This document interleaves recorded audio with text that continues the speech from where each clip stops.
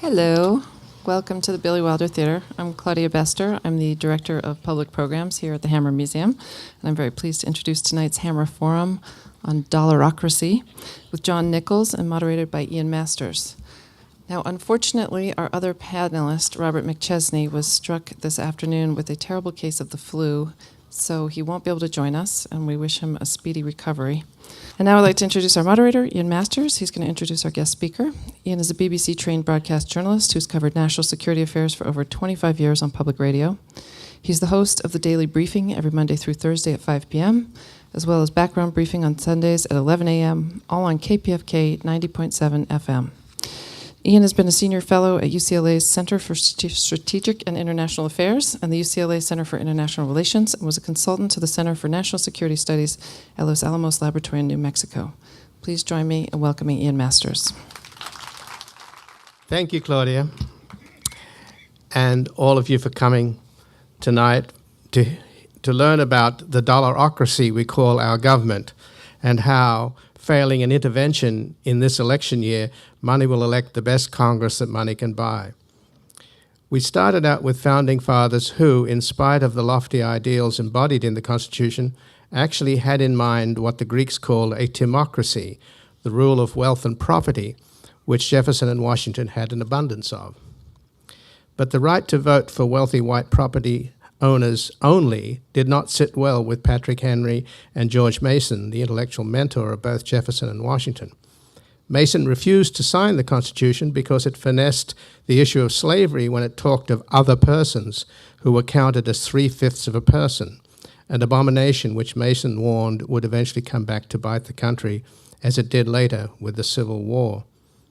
Clearly, since then, we have certainly made considerable progress towards a more perfect union, at least politically, if not economically, where the disparity in wealth in what many call the New Gilded Age has reached such obscene proportions that just one family, the Walmart heirs, the Waltons, have wealth equivalent to the combined wealth of the lower 40% of all Americans. With our economy now looking more like a plutonomy, politically speaking, can we still say we live in a democracy?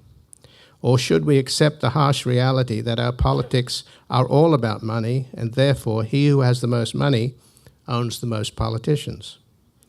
Is it time, dare we say, to use the O word and accept that we are ruled by an oligarchy and that is our political and social reality? So then, like with Alcoholics Anonymous, having acknowledged the disease, can we proceed to the 12-step cure? Yes, we can. Yes, we can.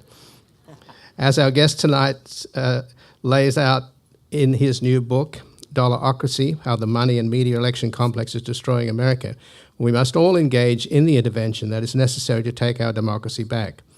They have the money, we have the numbers, so it should be easy, right? Yes, if everyone voted, but they don't. Maybe half of the population does at best. So can we complain if we get the government we deserve? The race goes to the swiftest, and clearly the richest can buy the swiftest, as in Karl Rove, for example. But let me offer an example of what a simple change to our laws could do. Let's say you could pass a law that makes voting compulsory. Of course, the 5 conservatives who brought us Citizens United and are likely to go further with McCutcheon on this Supreme Court would strike it down on the grounds that it infringes on our right not to vote. But proceeding with this fantasy, let's look at the example of Australia where such a law exists. And if you don't vote, you get fined. You can protest with what's called a donkey vote and cast your ballot for Mickey Mouse, but if you don't vote, the fine is about as expensive as a parking ticket in Westwood. But the point is that the law works, because over 90% of the population in Australia vote on a regular basis. And the most recent election in Australia defied political convention because a sitting government presiding over a booming economy got voted out. Why? Because the Labor Party, or the Labor government, had shot themselves in the foot so repeatedly that not even the Democrats could snatch such a defeat from the jaws of victory. But the real point is, how did a Conservative Tea Party global warming denying outlier such as the Tony Abbott government win? Because the Liberals, who are in fact the Conservatives, ran on a platform of 6 months fully paid maternity leave for all Australian women and, in some cases, their spouses and significant others. Can you imagine the Republicans running on such a platform here? Or even the Democrats, for that matter. But that was the main issue, and why did they run on it? Because to win, they had to. When everybody votes in a democracy, everyone wins. When few votes, only those who can buy the votes win.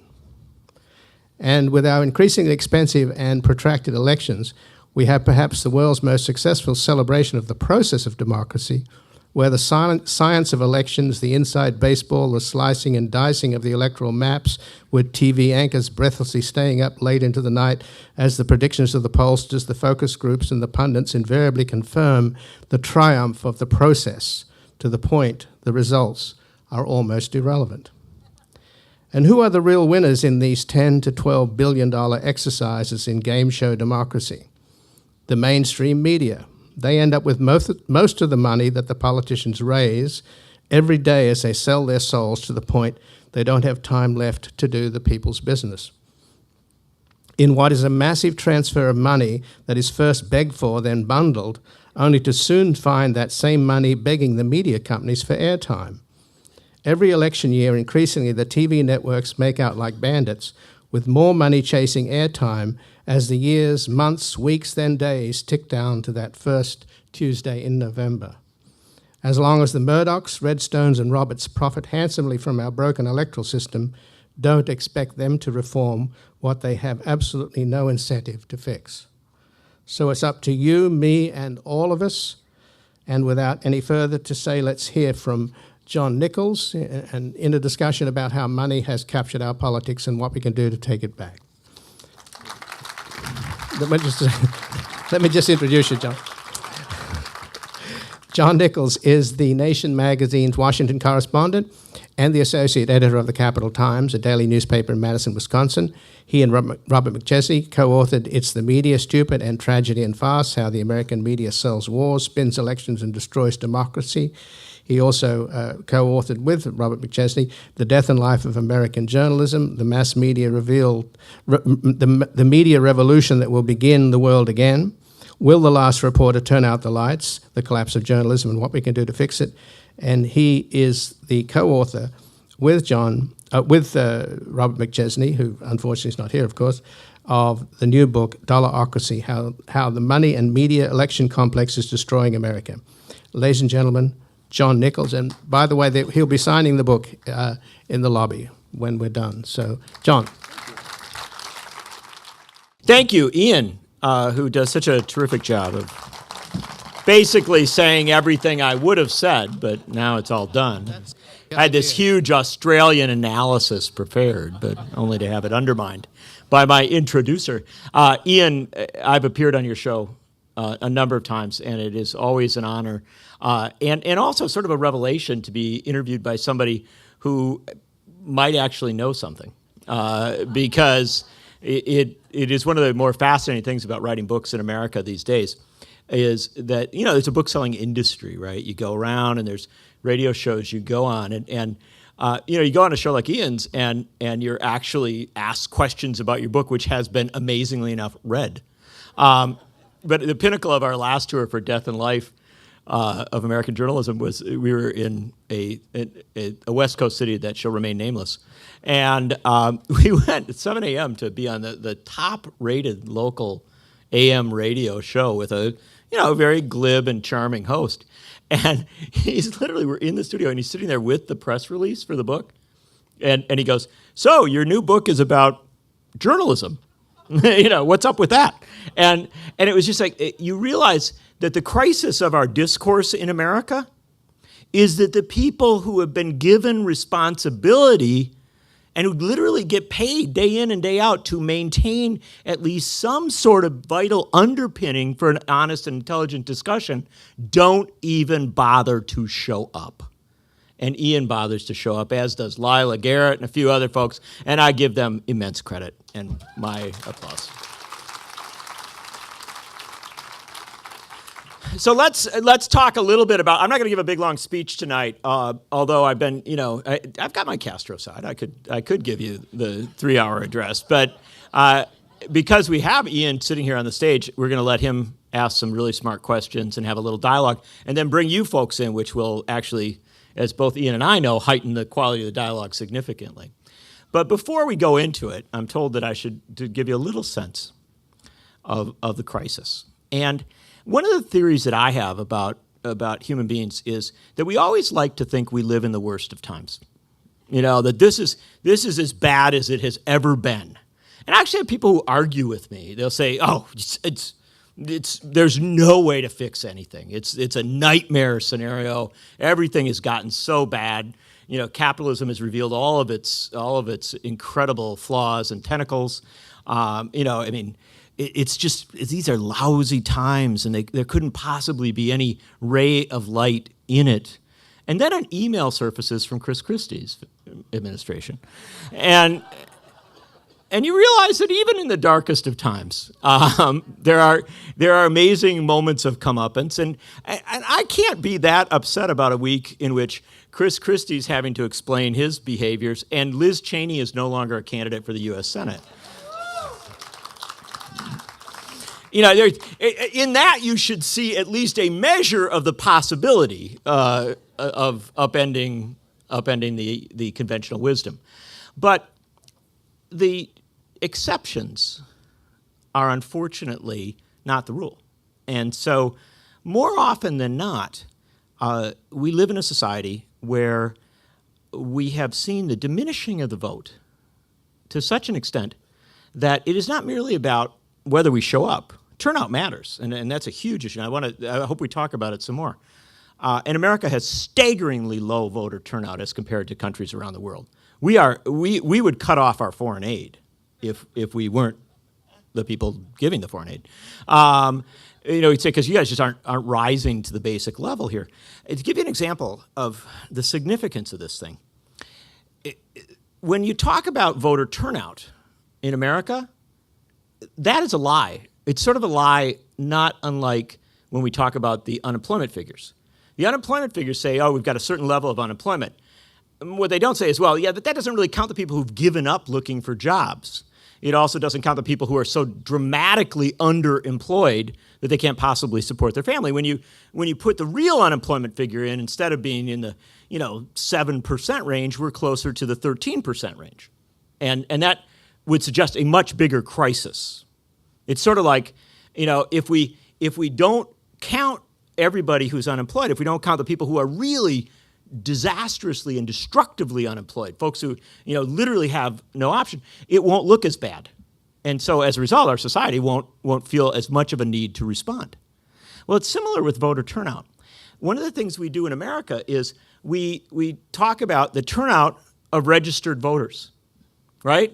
But what about the people who never bothered to register, right? And so one of the things you need to do when you talk about electoral participation, and this is very vital to the whole dollarocracy reality, is you have to look at the voting age population of the United States and say, well, what percentage of the voting age population of the United States actually participates in elections? And the interesting thing is that in the very dramatic 2012 election, and it was relatively dramatic because you had the prospect of having Paul Ryan as your vice president of the United States. And we've never had a P90X vice president. But when you're looking at these prospects, right, it was a relatively serious campaign, and yet only about roughly 51% of the voting age population participated. So that means that Barack Obama became the president of the United States, his second term, with the support of roughly a little over a quarter of the overall American population. And you think, well, that's not overly impressive. Ted Cruz could probably do something with that, except for the fact that the Republicans who have tripped up Barack Obama's administration at many turns, they came to power in a 2010 off-year election. Our turnout goes down dramatically in off-year elections, in which only about 38% of the voting age population participated. So the defining election of our time, which was not 2012, it was 2010, because that, again, undermined the ability of Obama, Democrats, no matter what you think of them, to in some manner govern. Only about a third of the people in the country actually even participated. And the power afforded to the Republicans came from roughly 18, 19% of the population. So 1 in 5 people are guiding this country, just on the turnout level. That's a disastrous scenario. That is a total failure. And I mean, it's a failure of democracy at a fundamental level. And so then you ask yourself, well, why does that happen? Well, the best way to look at it is comparatively. Let's consider a country. You know, one of the things is you could say, well, some countries actually have really good turnout, like Malta. I mean, just about everybody in Malta votes. And it's a small country, you can find your way to the polls. But in Malta, they get like 93, 95% turnout. That's very, very good. Belgium gets about 93%. It's mostly out of spite, the French-speaking folks versus there's a little, but they all come vote because it matters. But let's compare ourselves to a country that we might compare ourselves to. Let's say Germany. Well, Germany just had the dullest election in German history.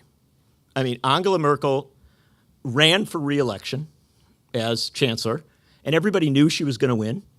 And the only question was how much she won by and how the other parties arranged, blah, blah, blah. It's a very dull election. And they got a 73% turnout, dramatically higher than our election. And this goes to something Ian was saying. When you have a 73% turnout, well, this is an interesting dynamic because then that means that Angela Merkel's party, the Christian Democrats, which is an intriguing name in and of itself, but the Christian Democrats are to the left of the American Democrats. This is a conservative party that operates well to the left of the American Democrats on just about every major issue. And you're sort of like, well, how do you get that dynamic? I mean, what's the underpinning of a dynamic where the right-wing party is to the left of the party that Sean Hannity tells me is socialist? Well, and how did they get a 73% turnout, which they thought was very, very low? How did Norway at the same time get an 80% turnout with a roughly equally dull election? And the answer is structural. And this is the thing, we'll talk more in conversation, but this is the one thing I want to give you that I think is the most important understanding of our politics today. Political parties don't matter a whole lot. Personalities don't matter a whole lot because you can shuffle them around on the table. This is like putting the board game out, to have a play with your kid on a board game. It's the structure, it's the game itself that matters. And our structures have become devastatingly destructive to democracy. We have established structures that do not encourage people to participate, that in fact encourage them to step to the sidelines. Let me give you a quick comparison with Germany. Again, not to say the Germans do a great job. I think they actually have, my German friends get really mad at me when I make a comparison to Germany because they're like, no, we have big problems. We have things we have to fix. Don't make us out to be some sort of perfect situation. And yet, by comparison, imagine this. Why does Germany have a much larger turnout? Number one thing they do, they don't allow, by in any sense that we would understand, they don't allow campaign ads. They don't allow campaign ads. And this is a thing to understand if you want to understand democracy. Television advertising drives people away from voting. It does not draw them to it.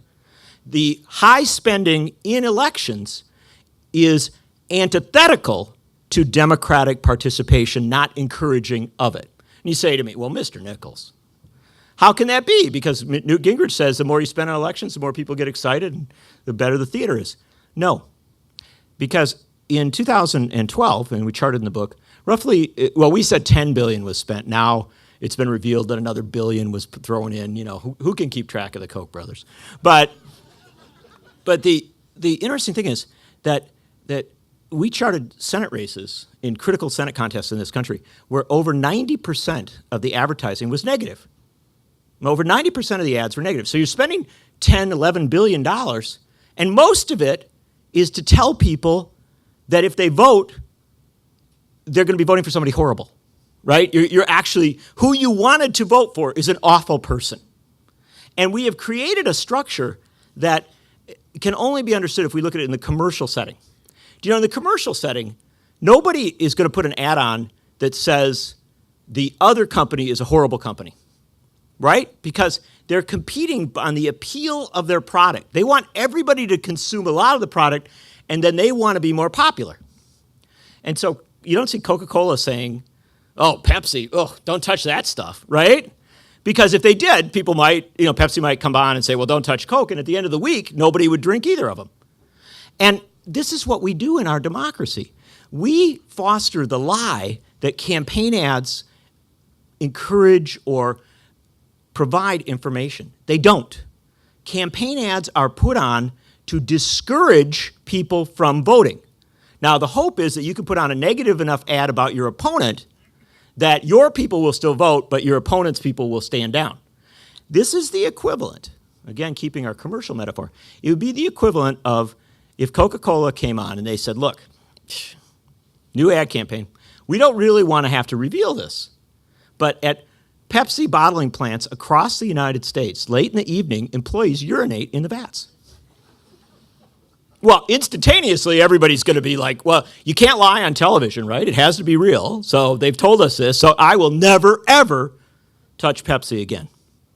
And then Coke, then Pepsi's got to fight back, right? So Pepsi comes on and they says, forget about the urinating in the vats. Do you know that at the Coke plants all over this country, they literally let rats loose in the processing. The rats are just they're defecating throughout the whole thing. It's unbelievable what goes into those cans. As I said, at the end of the week, no one would touch Coke or Pepsi. It would be gone. Everybody would stand down. That's what our $10, $11 billion media election complex does. It literally tells people the whole thing is such an awful disaster. Everybody is such a bad player that you should just stand down. And interestingly enough, we charted against the U.S. versus German spending. Germany had an election just recently. Germany, they spent, per person, $1 for every $32 spent in the United States. So it's roughly 1/32, right? And yet they got because theirs is an off year, there's a Bundestag election electing effectively a Congress, they got double our 2010 turnout, spending 1/34 or 1/32 as much. So money doesn't make politics better. Money doesn't do anything to improve politics. And yet our entire trajectory is to bring more money in. That's number one. Number two, how do you get information about politics in Germany or Australia, many other countries? Well, the way you get information is by having a massively funded, multi-tiered, multi-regional public and community broadcasting system that is not for profit and that seeks to inform people about democracy. We don't do that in America, right? We have the people who are putting the ads on literally shaving minutes off their newscast so that they can put more ads on. We do not have a media system that encourages democracy. That's number two. Number three, Germany has a structural election system so that no vote is wasted. And you say, this is an interesting concept. In America, we gerrymander our districts so that in most of this country, going to vote in a congressional year, not a presidential year. Remember, presidential's nationwide, so you figure somehow even though the Electoral College, all that, you're throwing something of value into this mix. In an off-year election, why is our turnout so low? Because people live in congressional districts, legislative districts that are so gerrymandered that they're sure that their vote doesn't matter. In Germany, because they have a multi-tiered system, yes, you live in a district where you cast a vote. You live in an area, and that area may be very biased toward one party, but you then cast a second vote for a regional list that is assigned proportionally. And so as a result, if you show up to vote, you're going to cast a vote that matters, and you have a very real chance of getting somebody you support into office. What that fosters is a multi-party system in which you actually have choices from the left to the right. And not just one party of the center right versus one party of the center left, both incredibly corporate, but a far left-wing party, a green party, yes, Der Linke, a far left-wing party, a green party, a libertarian party over on this end, and then, a slightly social democratic party and a slightly, more liberal than the Democrats in America, conservative party. So you have this variety of choices, and new parties can come in the mix. Okay, all that's good. The last thing they do in Germany, and this is the final place where I'll play this out. This is what I love. In Germany, they actually think it's a good idea to get people to vote. We don't. We make it hard to vote in America. We vote on Tuesday. Why? There is no logic to that. It is not, notably, in the Constitution of the United States. But we vote on Tuesday. In Germany, they vote on the weekend. It makes sense. They actually give the day off. They make it easy to vote. You don't have to go find a place to register to vote. When you turn 18, wherever you live, you get a piece of mail that says you are registered to vote. And when it comes election time, they send you all the paperwork telling you where to vote. You don't have to track the process down. The process is always trying to encourage you. And this is my favorite fact. In Germany, prison wardens have, as part of their job description, a requirement that they inform prisoners, make sure that they get a lot of information about elections, and to maximize turnout of incarcerated people so that they are not disenfranchised and they can be brought back into the system. Excuse me, that's a country that actually would like to have a high turnout. So, we wrote a book about all this stuff. And it makes a fine holiday gift. I know Christmas is past. But the bottom line is this. There you go. A very good. And King is quoted in the book, so it's very appropriate. Or, Lincoln's birthday. I don't care, But it makes a fine holiday gift. But the bottom line is this. We wrote a book about this to point out the absolute absurdity of the system we have constructed. A system where the vote does not matter as much as the dollar. And that's the fundamental underpinning of this thing. The reality is, unless we intervene, and intervene immediately, not long term, unless we intervene immediately, we run the risk of locking in a system where the only real dynamism from election to election will be the question of how much more was spent than the last election. This is not what democracy looks like. Voting should be the baseline, the start of a democratic process, not the end of it. And yet, we live in a country where all of our structures militate against democratic participation, militate against a high level of informed voters coming and defining their democratic circumstance. It doesn't have to be that way. And in fact, the only thing I'll say now, and Ian and I'll get deeper into this, is we have to decide that we're not going to make as big a deal of Democrat versus Republican, personality versus personality, and we're going to make a much bigger deal of establishing the structures, establishing a system that ensures high level of democratic participation. And with that high level of democratic participation, if it happens, and I'm not going to make any assumptions about the crowd at the Hammer Museum, but if anybody shares my progressive left-wing views, I happen to believe that a high level of participation that actually says and makes real the promise of the vote, which is that the poorest person in the room is the equal of the wealthiest person in the room on the day that they vote, that ultimately, because we have done so much to foster income inequality in this country, that when we bring all those people who don't have a lot into the process and we say this process will matter, if you make a choice, what you choose will be reflected in governance, if that's the structure we develop, then all the progressive changes that we have wanted, that we have known are necessary, that we have banged our heads against the wall trying to advance, will suddenly become possible. But until we address the structural flaws of the American system, we can bang our heads against the wall for as long as we want. We will still end up with a spectator politics low participation, and the ultimate result that somehow, no matter whether his candidate wins or loses, Karl Rove is still smiling on the day after the election. Thank you very much. So, Deutschland über alles, eh? No, not at all. It's very funny. I write books. Actually, a lot of what I write goes international, and I spend a lot of my time doing international stuff. And so I actually took that analysis I just threw out there, some of that, and I put it into a project I was writing for Germany, for a German audience, and the editors were like, "No, we cannot have that." They literally said, this makes our system sound like it's really good, and we're totally unsatisfied with it. It's not sufficiently good. And so they actually made me not put that in. So let's begin with 2010 that you mentioned was a critical year because 1/5 of the electorate has determined our political fate, and basically. And it was a redistricting year, so that as a result, they actually the census year, locked so in. they've locked in 10 years of gerrymandering. Yeah. And they've obviously tied Obama's hands. My sense of what will happen this year is that it actually may get worse, that the Republicans, that was just their rehearsal. 2014, they're going to bring on the pro team. And they have more money, I think more organization. Mm-hmm. They've learned from what happened in 2012, and particularly in Ohio.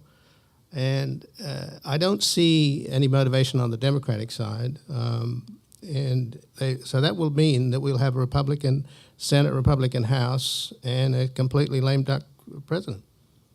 What a pretty picture you draw. Well, that seems to be because of whatever advantages came out of the shutdown that were lost by the botched rollout of Obamacare, and there's a torpor out there, and I don't see. Anyway, go ahead. Look, I'm an aficionado of Claude Levi-Strauss, and so as a result, the great anthropologist, and so as a result, I always believe that the golden age is in us, and you never really know what's going to happen tomorrow. And so I'm not. I try desperately to be a pundit, but I'm a lousy pundit because I actually don't believe you know until it happens, right? And so I don't predict or expect anything from a year. People are very generous to me. They'll say, "Wow, you really know your politics and stuff like that." And then I'll say, "Well, then how come I didn't know that 180,000 people were going to show up outside the Capitol in Madison, Wisconsin, to protest against Scott Walker's abuse?" I didn't know that was going to happen, and I didn't know Occupy was going to develop, and I didn't know that we were going to be coming into this election cycle with the issue of income inequality actually treated seriously by at least some people. And so all I will suggest to you is that unexpected things do happen, and we should be cautious about talking ourselves out of the possibility. All that positive stuff said, the Democratic Party could snatch defeat from the jaws of victory in any election cycle, and I think that they're working very hard this time to do so. Look, I think that it's January of an election year. The great tragedy of our politics is this, that what is done early is far more definitional than what is done late. Barack Obama was reelected president of the United States for a variety of reasons. One, the luck of the draw. How do you get Mitt Romney as your opponent, right? I mean, that's a dream come true, right? And how does how do we develop these cameras that can videotape somebody talking about 47%? And, it's a pretty good deal, right? But I will argue that Barack Obama was reelected president in 2012 because of Occupy. You're like, well, hold it, Occupy. They were in the park for a couple weeks. What was that about? And yet, here's an interesting thing that Barack Obama did. For all of his flaws, he went out to Kansas in 2011, and he gave a speech in Kansas that actually embraced a surprising amount of the Occupy rhetoric, not real policy, but he recognized that something was afoot there. That was the Teddy Roosevelt. He reprised Teddy Roosevelt's New Nationalism speech. Right. And that underpinned the whole of the 2012 re-election campaign. It's very fascinating. I wasn't around for Eugene Victor Debs, but I was there on the day before the election when Barack Obama gave his big re-election speech, right? And I was in Madison, Wisconsin when he got out there, 30,000 people out there, and I thought, wow, this is the transfer. This is the radical moment. I mean, trust me, here, Bruce Springsteen introduces him and sings this great song, We Take Care of Our Own, and then Barack Obama gets up there and says, I'm not going to let them attack our Social Security and Medicare and Medicaid. We're going to fund education. And I'm like, wow, this is fantastic. This is like unbelievably great. And the interesting thing is, the American people actually listen. We don't give them any respect, but they actually listen. And so they heard Barack Obama out there actually saying what they would like to hear. And here's the weird thing that happened in 2012. It's an amazing thing. All sorts of people that they didn't think were going to turn out turned out. Remember, it was supposed to be a really close election. I was doing MSNBC commentary from a union. They always send me to the Union Hall. So I was in the Teamsters Hall in Toledo, Ohio. And I'm there with my microphone. And you know what they said? They said, before we went on air, they said, you got to find somebody to keep the hall open all night long, because this is going to be an all-nighter. It's going to be the longest night in American politics. Get the chips, get caffeinated beverages, because this thing isn't stopping until 2013. And so we're in the Union Hall, and the results start coming in, and by like 11 o'clock, despite what Karl Rove thought, it was over, right? The election was clearly decided. And the interesting thing was that our media covers politics so incredibly badly that the next morning they put on Haley Barbour, the former chairman of the Republican National Committee, and he said, it was almost a tie. And it's sort of like, okay, it was almost a tie. That's like, well, in horse racing, it's almost a tie, but somebody wins. But they kept banging this meme. And then a week later, Paul Ryan, who said he went hunting and didn't really follow things after the election, comes back out and he says, well, it's an evenly divided country. Well, we count ballots so badly in America and so slowly that it took us a month to figure out. Barack Obama won by 5 million votes. He had an electoral college landslide. He won every battleground state except North Carolina. He had dramatically higher and better votes in places like Georgia and Alabama than was expected. The Democrats, instead of losing the Senate, as had been expected, improved their circumstance. And in the races for the House of Representatives, Democrats actually got more votes than Republicans. It was only the gerrymandering of the districts that made this not work. In fact, Barack Obama got a higher percentage of the vote in 2012, higher percentage of the vote than Richard Nixon in 68, or Jimmy Carter in 76, or Ronald Reagan in 1980, or Bill Clinton in either of his elections, or George W. Bush. This was a mandate election. There's only one problem. There's only one problem. He went back in, and instead of treating it as a mandate election, instead of going for it, he actually gave a relatively good inaugural address. He governed as if he was still not in power. And this is the problem of 2000. I tell you, the answer to your question is that this is the problem of 2014. If the Democrats run cautious to the center, if they don't make this an economic populist campaign, they will lose very, very badly. They still have the possibility, on a messaging standpoint, to do more, but it is a question of whether they'll do it. Because I wasn't being pessimistic. I was just getting to the point where I think that unless Obama wins and they pull out all the stops and they treat it like 2016, and of course they're all talking about Hillary and all that nonsense, and not realizing that this will be the defining election that's coming up. And as your talk just indicated, it's all about the lower the turnout, the better for the Republicans. And if people are not motivated, then we get the results we deserve. And I don't see the motivation unless they treat it as almost as a presidential election. Absolutely, and every election should be that way. I mean, why do we bother with it if it doesn't matter, right? If we don't go all in, and yet on a messaging standpoint, it doesn't. And here's the interesting thing: the last time is, well, let me put it another way. I've worked for newspapers all my life, and I worked in the Toledo Blade for a long time, and we hired this British editor, Paddy O'Gara. He was actually Irish, but and he came over and he said, you were talking about how we do newspapers in America. And he said, this is really weird to me. I've never worked for a newspaper that didn't really want to sell copy. They put dull stuff on the front page. He was like, no, make it go all in here. He'd worked for the Daily Mirror in London. And he said, you should be crusading and doing all this. And so that's not how we do it in America. We keep it dull. And in a weird way, that's how we do politics, too. I think the last time there was a Democratic president who actually wanted to win elections and thought that it mattered a lot, it was Franklin Roosevelt.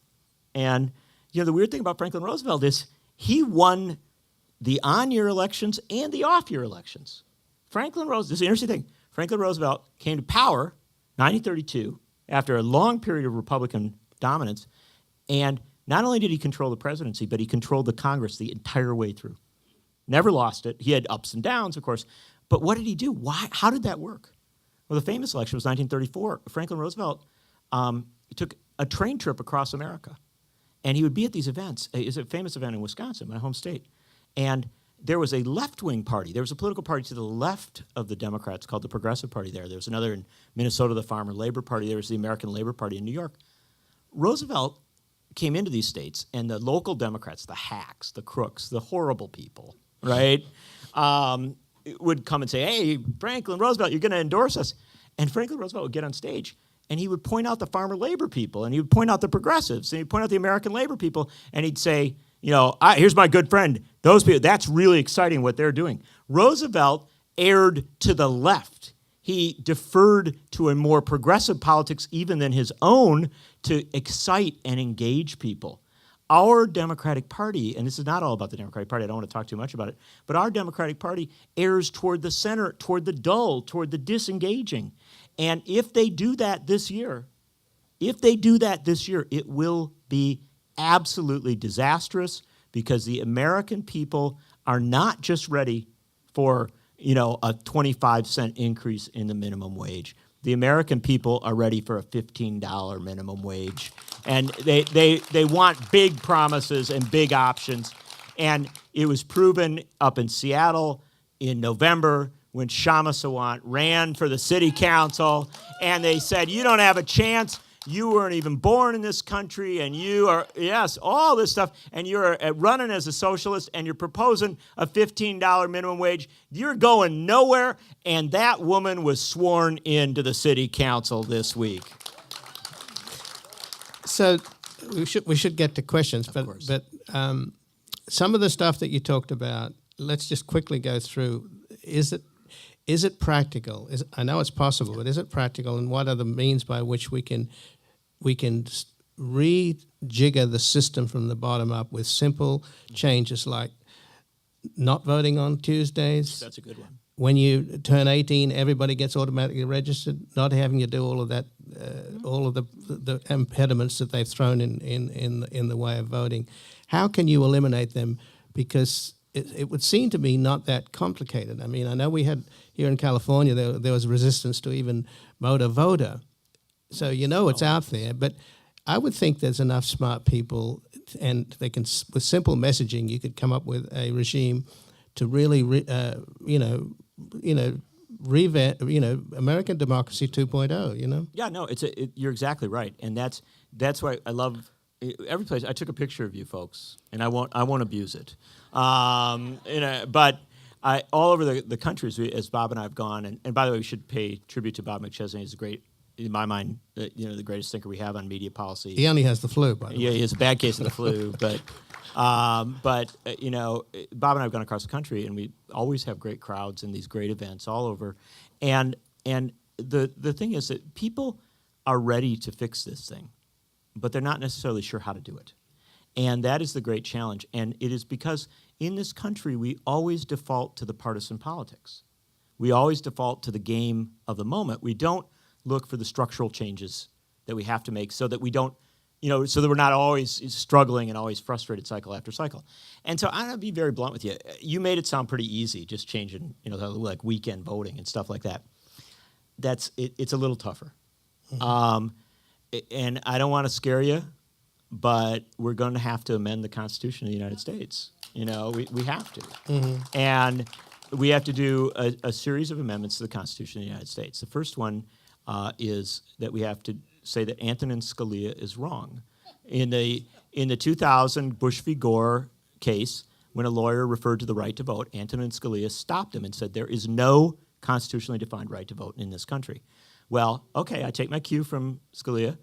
We need a constitutionally defined right to vote and a right to have that vote counted. That's a baseline, and we ought to build movements around that. Doesn't mean we have to get it, we're going to get it in the next day, but that's something that we should be very confident of saying that's what we're for. We need a constitutional amendment to say money is not speech, corporations are not people, and citizens have a right to organize elections that will be reflective of democracy. And while we're at it, look, I'm going to go nuts here. I'm going to say we should also get rid of the Electoral College so that losers of presidential elections actually can't become president. And finally, we should bar gerrymandering so that at the end of the day, every district is competitive. Okay. Now, I know what you're saying. I know. No, actually, you're sounding like you're talking about having a constitutional convention. No. These are simple, quick hit things. Because, see, this is the interesting thing. I'm not talking about constitutional convention, although I'm not. But you open up everything at the constitutional convention. I'm like Gore Vidal. I'm not sure it's such a terrible idea, but I'm not. That's not what I'm talking about. I'm talking about doing. This is the interesting thing because this is the fun part. I'm talking about what we've done every time we've had democracy problems in America in the past. See, we don't teach history in this country, and history is the empowering. It's a great empowering tool, and the interesting thing is that at every great crisis moment in this country, whenever we've had a big challenge, we have responded with multiple constitutional changes which were designed to actually make the system work. After the Civil War, did anybody see the movie Lincoln, right? What were they talking about in the movie Lincoln? Constitutional amendments to make real the sacrifice that they had made so that you lock in the progress that you have hopefully achieved. After the Civil War, you did 3 constitutional amendments, right? Interesting thing. That's not the only time we did multiple constitutional amendments. In the 1960s, we did multiple constitutional amendments. And again, we don't teach history that way. But the 1960s started with banning the poll tax. We said you can't have an economic barrier to voting. The 1960s ended with giving 18 to 21-year-olds the right to vote. In the midst of that, we actually restructured some presidential stuff too. I mean, this is not uncommon, but I'll give you one example of what I'm talking about here. This is the big deal stuff. Because to get to the little things like changing election day, and we have to build a democracy movement in this country that has great big goals that can excite the hell out of people, right? So that they think, okay, you're asking a lot, but at the end of this, if we win, we actually get something big out of this, not a little bit of tinkering around the edges. And in 1910, if you were born in the United States, or let's say you're old enough to look around this country, you looked across the great fertile plain of the United States. This is what you saw. A country where little girls came down the front steps of their apartment or their home that they lived in, and they weren't heading for school. Even though they were 6, 7, 8 years old, they were heading to a mill where they worked because little girls worked as bobbin girls. They had tiny fingers, and as a result, they could reach into the machinery in the mills and change the bobbins and do the technical work that adults could not do. And also that because it was such dangerous work, if adults were injured, you lost a worker, whereas if a kid was injured, it was just a kid. And so those little girls would reach into the machines, and sometimes the machine would start, and it would cut their finger off or their hand. And that was okay because it was a Gilded Age. And the people who owned the factories got to write the rules. They didn't have to defer to a government or to regulation in most places. And if those little girls grew up, they would go to work in maybe a textile mill or maybe a clothing factory. Maybe in a big city like New York, they would work on the 10th, 11th floor of a building. And they would work with all sorts of other young women, African-American women who had come from the South, Italians, Irish immigrants, Germans, Muslims, Jews, Christians, all in this room, all working together, talking about their dreams, talking about their possibilities. And when that building caught on fire, they would run to the door, and these are strong young women. They were ready to run the 11th floors to safety, but they would find the door locked shut so that young women working there would not steal a bathroom break during their 10, 11, 12, 14-hour working day. And so those young women had to make their choice. Would they burn alive, or would they jump to their deaths? And when the families of the Triangle Shirtwaist Fire workers came to collect the bodies, they found their sisters and their mothers and their daughters spread across the streets of New York City. This is not Bangladesh. This was America 100 years ago. And those women could not vote. They had no right to define the politics of their country. And if they could vote, they couldn't elect their Congress because the upper chamber of the Congress, the U.S. Senate, was appointed, not elected, chosen in backroom deals with the express purpose of making sure that democracy would not define our politics. And if they did get an elected Congress, they couldn't define the tax policies or the structural regulatory policies of this country because we didn't allow that. That was 1910. In 1920, women had the right to vote. We had an elected United States Senate, and we had created a tax system that allowed us to tax the rich and tax corporations in a 10-year period. And out of that grew child labor laws, protections for women in the workplace, the beginnings, the underpinnings of a labor movement that actually had thrust and power, and really the basis of what would become the New Deal. 10-year period that was done. Why? Because we talked about that new nationalism speech. Because people just decided they weren't going to go and collect their daughters' bodies on the street anymore, that they were going to actually change this system, and they were not satisfied with tinkering around the edges. Everything I just discussed, right to vote for women, the elected Senate, the tax policy, change of our tax policy, all came as a result of constitutional amendments. Multiple constitutional amendments in a 10-year period. We should ask ourselves a simple question. Are we the equivalent of our grandparents and our great-grandparents? Can we go do the same? Because if we can't, then we have given up the franchise. We have given up the power to fix this thing. Because this moment demands multiple constitutional amendments, and the movement to do it, even if we don't get all of them, we need a movement muscular enough that begins to talk about the structural repairs of our system, the structural functioning of our system, not merely tinkering around the edges. Oh, very good. Let's take questions. She asked, when am I running for office? The fact that I'm saying these things tells you that I'm not running for office, right? The fact, this is the interesting thing. Because I was so involved in the Wisconsin struggle, I had tons of people say to me, well, you should run. You should run for office. The fact is I have far too much respect for people who do run for office to think that I could do it. It's the truth of the matter is that in my mind, and I'm very serious about this, in my mind, the most important thing is the ideas. The most important thing is these structural changes. Holding power for anybody, and I'd love to put Ian in public office. I'd love to put all of you in public offices. But the fact of the matter is, we don't need an individual leader at this point. What we desperately need is a movement. And the fact is, I come to report to you that the movement is already here. If we had a media in this country that covered politics, not elections, but politics, we would know that 16 American states have already petitioned Congress to overturn the Citizens United ruling and have formally asked for a constitutional amendment to get money out of politics.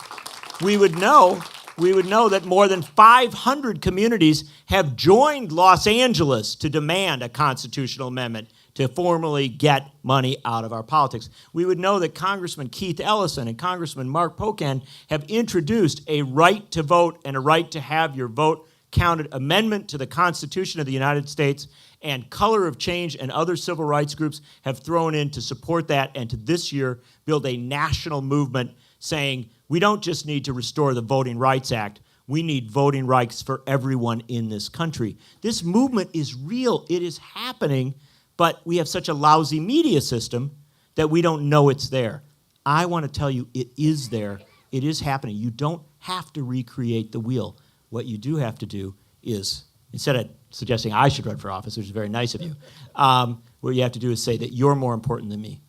You doing this struggle and challenging the people who are in office is far more important than somebody individual making the run. You're right. It's the movement. But I think we have some movement problems. And we know the Electoral College is out of date. Well, it's going to be real in the next election, and we're going to have to function under that. So shouldn't shrewdness become a progressive value? Shouldn't we be building coalitions better rather than just blame the leaders? why don't we, well, not blame, but criticize ourselves for not doing our job adequately? And I'd like you to comment on that. Well, it's a good question.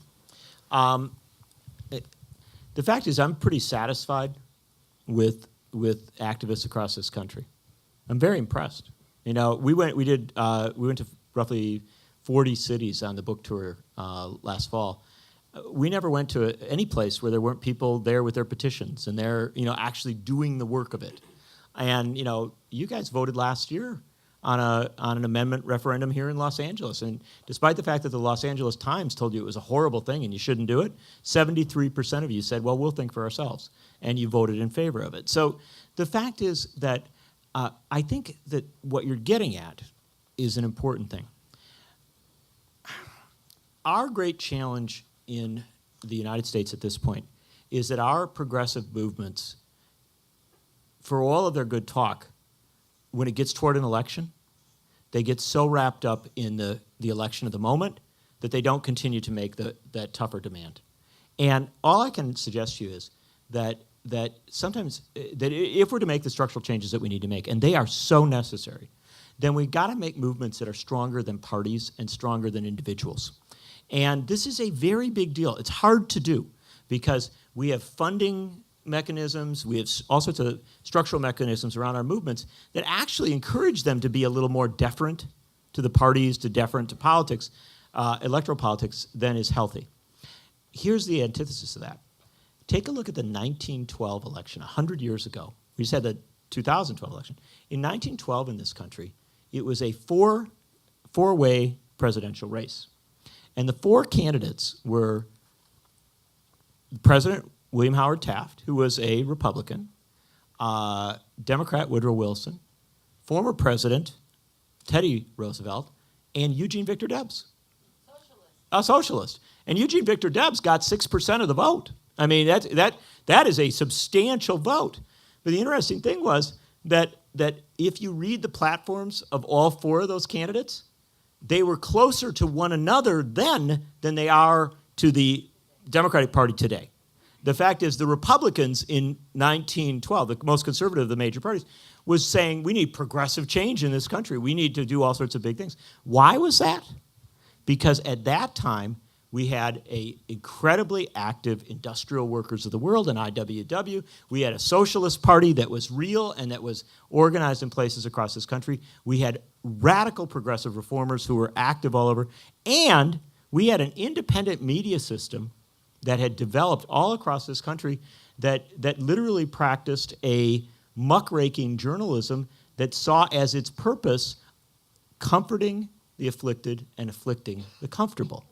And the fact of the matter is, you need that. That's what we desperately need. We need a politics that makes whatever political parties step forward deflect to or reference to the movement, not a movement that deflects to or references to the existing politics. And to get to that, I wish I could tell you that it's really easy and we just got to get George Soros to write a check or something like that. No, it doesn't work that way. It's got to be real, and it's got to be every one of you. It's got to be literally people saying, this is going to be my day. This is going to be a part of what I do. I don't want you to work 24/7. I want you to go and listen to music and read good books and eat good food and do all the things that make you happy. But, give me 5%. Give me a chunk of time and an investment in democracy. And if we do that, we can change the thing. But if we don't do that, I guarantee you we will give our children and our grandchildren a country that is so fiercely dysfunctional, so unattractive, that we will be ashamed. We will literally be ashamed. That's my downer moment. Well, I like the idea, though, of having a contemporary Mark Twain and a contemporary Ida Tarbell. Yeah. I mean, and we sort of do, because although she's Canadian, we have Naomi Klein, and we've got Jeremy Scahill. There you go. Okay. And there you go.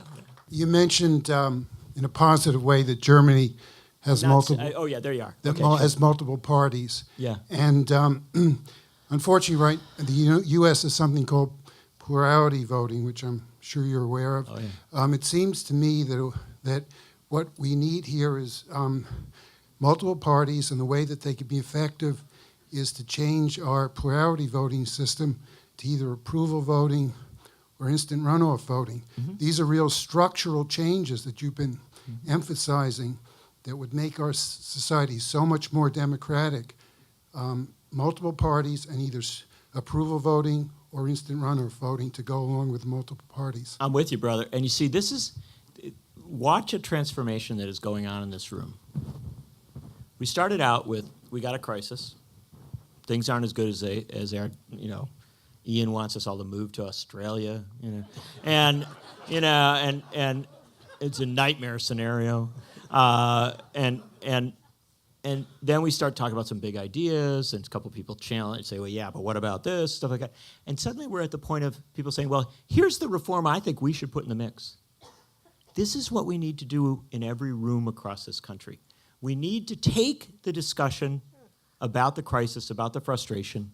We need to take those big kind of unsettling ideas, put them out there, and then we need to open it up and start to bring in, to do a real discussion about what we might want this system to be. And the way that I refer to it is as a constant refounding moment. And this is an important thing. It may come as a shock to some people in the room that the Constitution was not written in stone and handed down to Michelle Bachmann. The Constitution of the United States was drafted by people who knew they were incredibly imperfect. I mean, many of them were slave owners, and they knew they were wrong, but they were too lazy, frankly, to give up the economic advantage that they had, to self-serving. And so the fact of the matter is that our constitutional experiment was created to be improved, to be constantly refined. And when Thomas Jefferson said the tree of liberty should be watered every 20 years with the blood of patriots, he wasn't trying... And tyrants. What? And tyrants. Yeah, well, get the tyrant in. But the patriots had to put the blood in too, right? Well, I can think of a few tyrants that I'd like to see bleed. But can I just tell you, when Jefferson said that, it wasn't like he was scoping out some scenario for a horror film, right? In fact, he wasn't even talking about actual blood. He was saying, no, on a regular basis, we need to renew this thing. We have to, constantly repair and change this thing. Tom Paine said the worst thing that one generation could do was to hand the next generation a constitution and say that you must live under the rules that we wrote, that only the living get to define their country, not the dead. And that if we hand our Constitution down generation after generation after generation and say that we cannot change it, then we will live under the rules of 100 or 200 years ago. We will take all their pathologies and never have human progress. Historically, in this country, we've rejected that notion. We have amended our Constitution on a regular basis to fix and repair and improve and move forward the country. We are now living in one of the rare circumstances where we have literally gone for a very long time without a serious progressive constitutional reform movement. And the fact of the matter is, it's time. The fact is, it's time to fix the thing. Hi, I so appreciate John Nichols, you being here. I am a socialist, and I'm glad that you mentioned Sharma Sowan. That was just elected in Seattle, Washington. It is a remarkable election. I want everybody to be educated in this room, and I appreciate that you try to educate me and everybody with your writings whenever I hear you on air.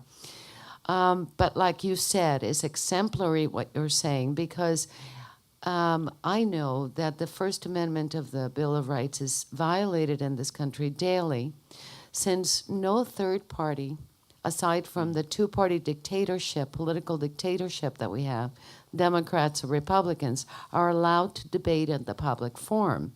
So the question for you is, I want your comment, and how do you feel about precisely, you said eliminating the Electoral College, but then you've got other issues tied into that. I want this to be immediately abolished so that everybody, A, B, C, D, and Z, can be sitting where you are, debating, so that all of us who are voting can hear A, B, C, D, and C, see which is the best one that represents me. I love what. Thank you for you. that. Thank you for that. Very good question. And here's a quick response to it, because I know we've got other questions as well. But I think this is such an important thing. The fact of the matter is that Americans are unconscious of the fact, except for very, very old people, and I love really old people. No, you're not old enough. I mean, I'm talking about, I like really old people, like 95-year-olds, and that's my crew. And you know, I was blessed for many years to be friends with Frank Zeidler, the last socialist mayor of a major American city. And Frank was the mayor of Milwaukee, Wisconsin from 1948 to 1960. And when he got done being mayor, he packed up his desk, went out, and was waiting for the bus to go home because he felt that a socialist took the bus. And Frank did go home, and then he lived another 46 years after he was mayor. And so I got to hang out a lot with Frank. And you know what the best thing about Frank was? He would always say, you know, it used to be different.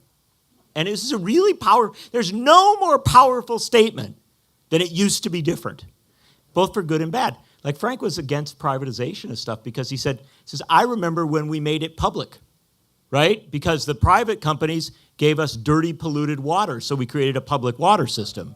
And so he had this great consciousness. But one of the things that's really important is to understand that there's nothing new about Shama Sawant in Seattle.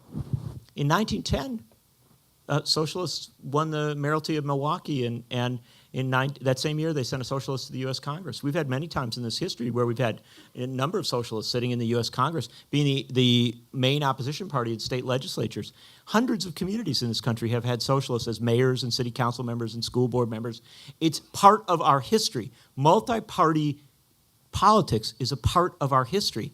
And in writing, I wrote a book called The S Word, which is it was a history of socialism in America.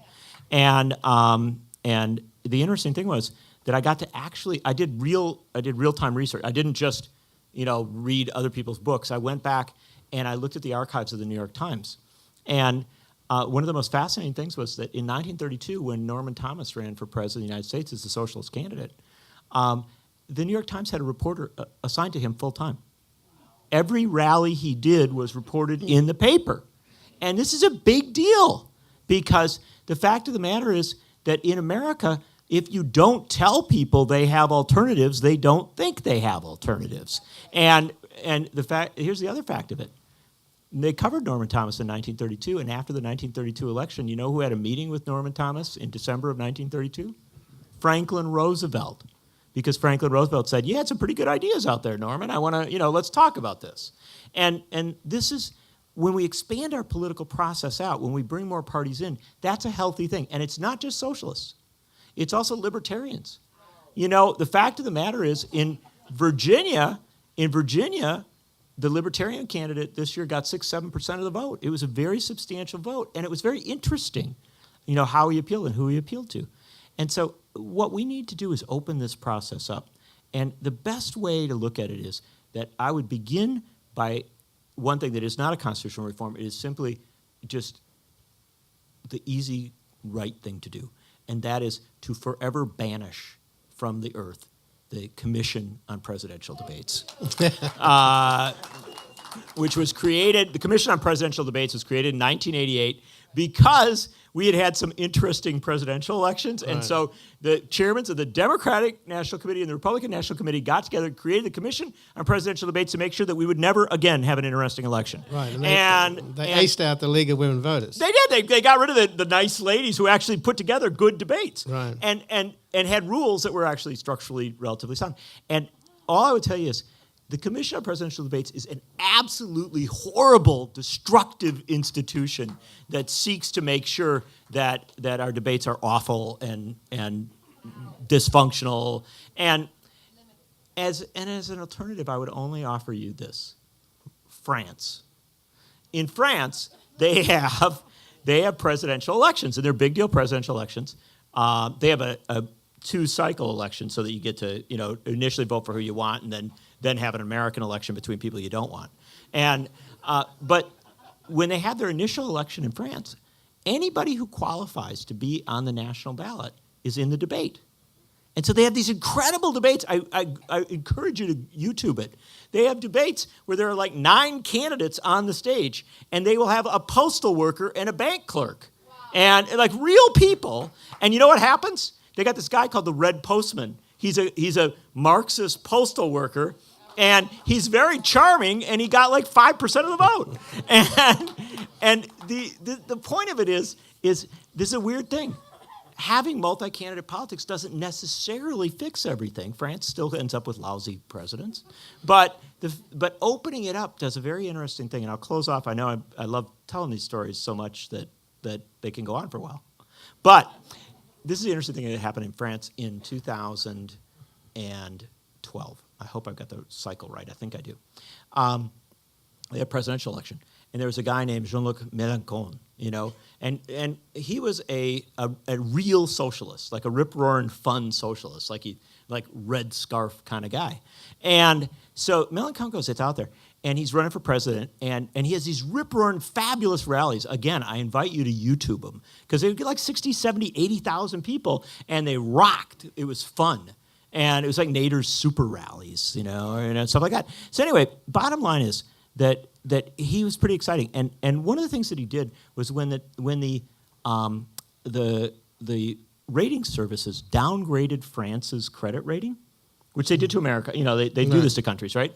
Instead of the American response is, well, that wasn't very nice.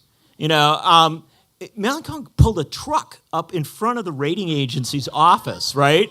And it was in a relatively narrow street in Paris, and they got like 8,000 people in the street with bricks. And it was a very, very raucous rally in which Mélenchon said, you don't have a right to downgrade our country. We get to decide who we are. You don't tell us what our credit rating is. He pushed back. And here's the interesting thing. This is the interesting thing.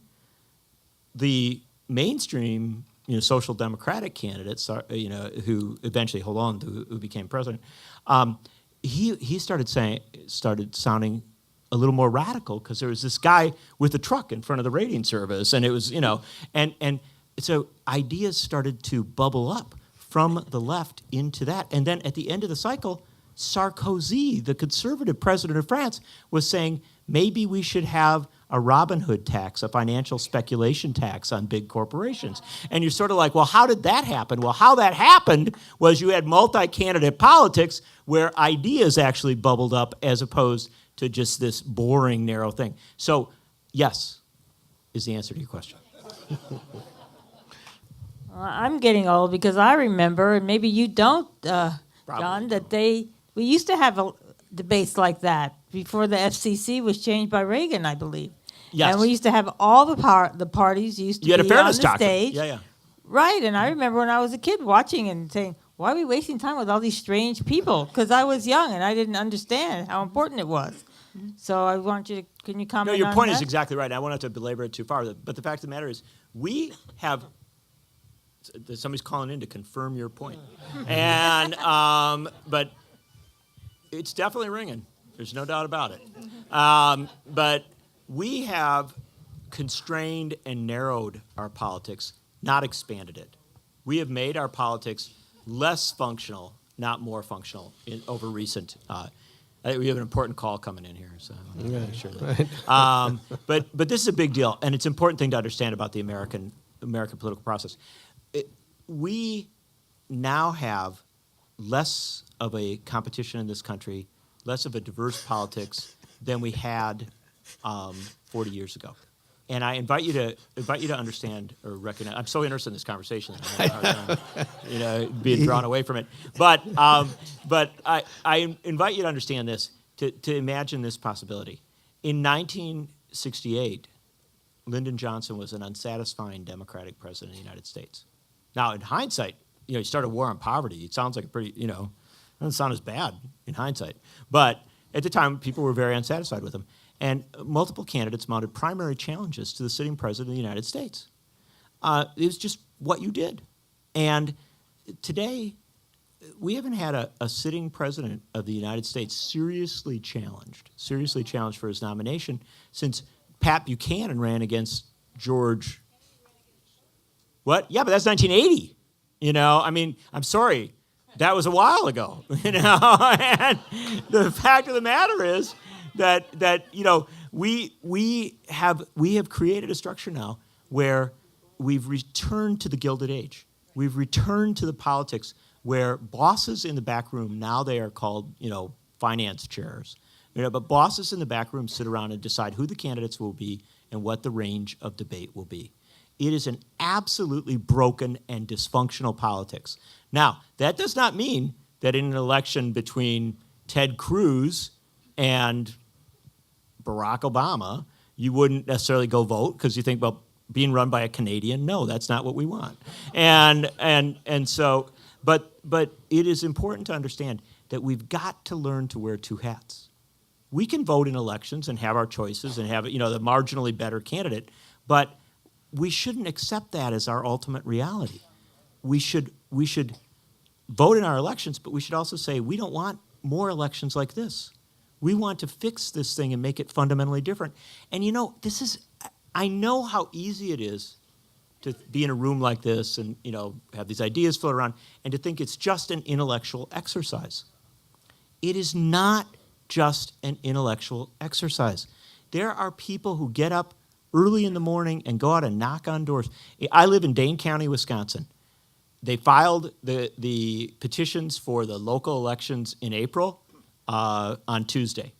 And the people in Belleville, Wisconsin, home of the UFO parade, filed their petition to put on their local village ballot on April 4th or 5th a message to their member of Congress that Belleville says, amend the Constitution, overturn Citizens United. That's a little town of about 2,000 people, but they thought it was important enough to go out and do it, and they petitioned it on the ballot. Who are we in a great hall in the Billy Wilder Theater in Los Angeles, California, to say they're wasting their time? Who are we to say, oh, that's just an intellectual exercise? Wrong. If the farmers and the shopkeepers in Belleville, Wisconsin are willing to go and fight this fight, then I think people who are very, very privileged, frankly, to be a part of the great discussions, to live in exciting places, to hang out with Ian Masters, we ought to follow them and go out and fight the fight as well. Well, I think we only have time for one more question, and John is going to be signing Dollarocracy up there in the lobby. So this gentleman in the second row here, sure. and then John will be up there in a minute. Thank you. I'm proud to say I am the son of a Maltese woman, but wow, fantastic! I bet she always votes. I don't know how you can mention Johnson in '68 without mentioning Vietnam. Yeah. I think that had a lot to do with it. But my question to you is, it seems that a lot of the obstacles being thrown in front of the progressive movement come from states. And how are the sort of campaign finance and money infecting and, in fact, poisoning some of the state politics going on out there, particularly in the southern region? The states control the elections. I swear I didn't set this guy up for this fantastic question, but thanks, my brother, and my Maltese brother. But here's the bottom line: America has the most ridiculous election system in the world. I mean, really ridiculous, because what we say is that we're electing a federal government, right? We're electing a government in Washington with a president and members of Congress.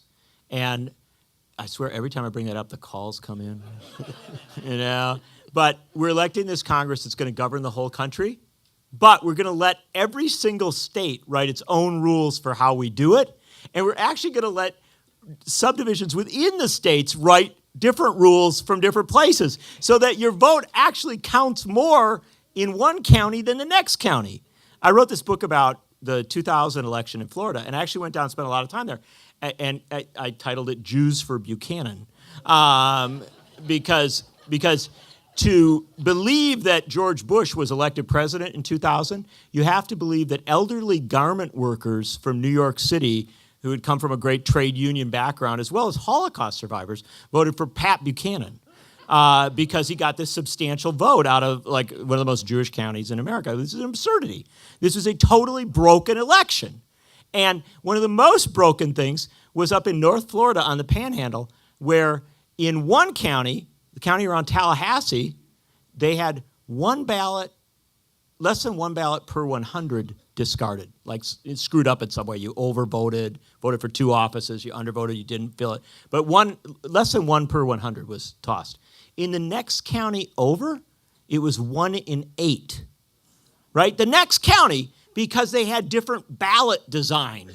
In the Tallahassee County, right, the ballot was a simple ballot. Like, in the next county over, I swear, unbelievable, Gadsden County, they had 2 ballot pages, right? So they had they had 7 of the candidates on one page and 3 of them on the other for president. And then they had a sign in all the polling places that said, vote each ballot. And 1,200 people in Gadsden County cast a vote on the first ballot and cast a vote on the second ballot. And here's the interesting thing. Gadsden County is the only majority-minority county in Florida, majority African-American county.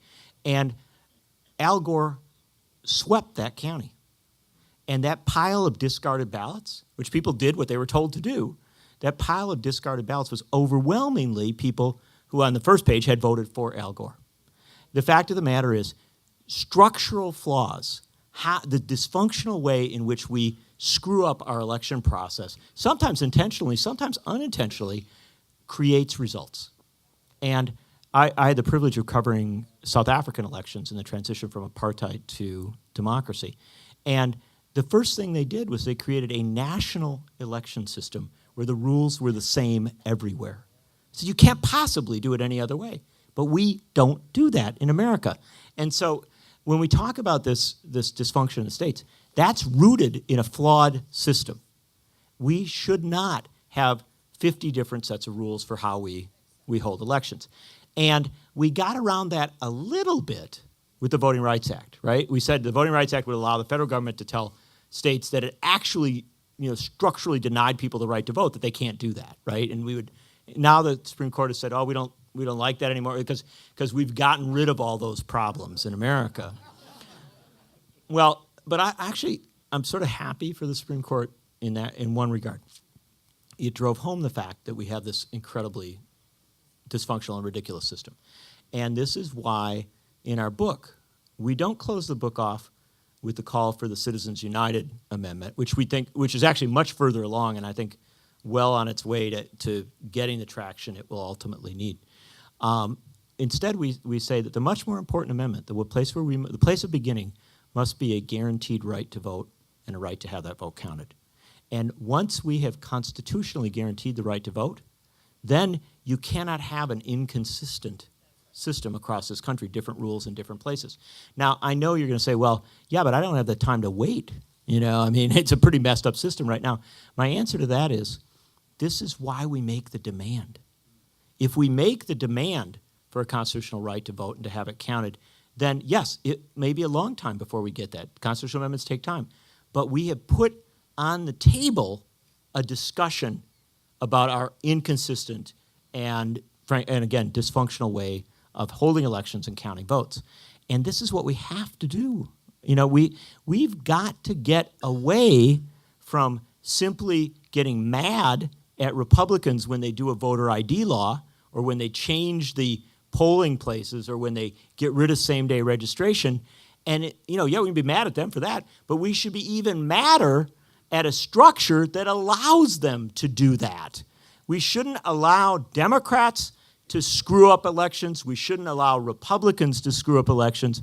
We ought to have a system in this country that says that the elections themselves are structured to encourage democracy, and then we'll sort the rest of it out. Let me close with this, just one quick thought. The fact of the matter is that in this room, if this was 1790, I would venture to say that maybe 1 or 2 of you would have been allowed to vote. A tiny number of you, because we didn't allow people of color to vote, we didn't allow women to vote, we didn't allow white guys. And I mean, really, discrimination against white guys? What the heck? But we didn't allow white guys who didn't own property to vote. We didn't allow religious dissenters to vote. And so at the end of the day, we X'd just about everybody out of the process. But the founding of the American experiment, everybody was interested in elections.